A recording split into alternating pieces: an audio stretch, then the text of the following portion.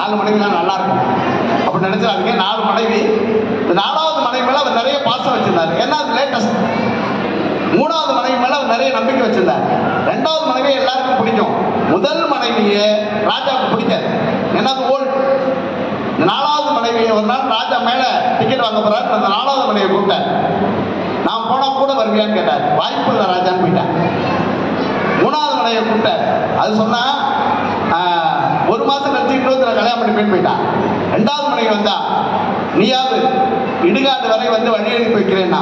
ஆனா அந்த முதல் மனைவி சொன்னா, எலும்பும் தோளுமாக இருந்த முதல் மனைவி சொன்னா, ராஜா நாங்கள் எங்கு சென்றாலும் நீங்கள் எங்கு சென்றாலும் நான் உங்கள் கூடவே வருவேன்னு சொன்னா. இதான் இந்திய தாம்பத்தியம். ஆனா நான் சொல்ல வந்த மேட்ரு இது இல்லை. இதுக்குள்ள ஒரு விஷயம் இருக்கு. 4வது மனைவி நான் சொன்னது நம்முடைய உடம்பு. எவ்வளவுதான் சிக்கன் பிரியாணி மட்டன் பிரியாணி எது கொடுத்து வளர்த்தாலும் போயிடும்.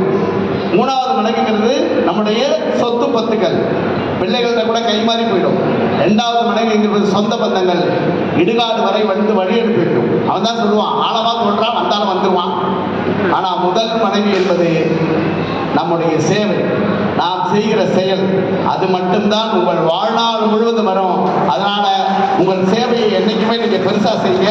கலையாத கல்வியும் குறையாத வயது ஒரு கபடமானது நட்பும் பற்றாத மனைவியை குற்றாத இளமையை கல்விகளா உடலும் சரியாத மனமான் மகளாத மனைவியின் தவறாத சந்தானமும் தாழாத கல்வி மாறாத வார்த்தைகள் தலைகள் வராத படையும் தொலையாத விட்டியும் கோணாத கோணும் துன்பமில்லா வாழ்வும் இறைவனின் பாதத்தில் அன்பும் என்கிற 16 செல்வங்களும் உங்கள் குடும்பங்கள் நிறைய பெற்று நீங்கள் பல்லாண்டு பல கோடி 100 ஆண்டு வாழ வேண்டும் என்று எல்லாம் உள்ள இறைவனை பிரார்த்தித்து இந்த வாய்ப்பை எங்களுக்கு வழங்கிய திருப்பூர் சென்னை சேர்ந்த அத்தனை பேருக்கும் நன்றி வணக்கம் சொல்லி, மேடம் நம்முடைய அம்மா அவர்களுக்கும் நன்றி வணக்கம் சொல்லி விடைபெறுகிறோம். நன்றி, வணக்கம்.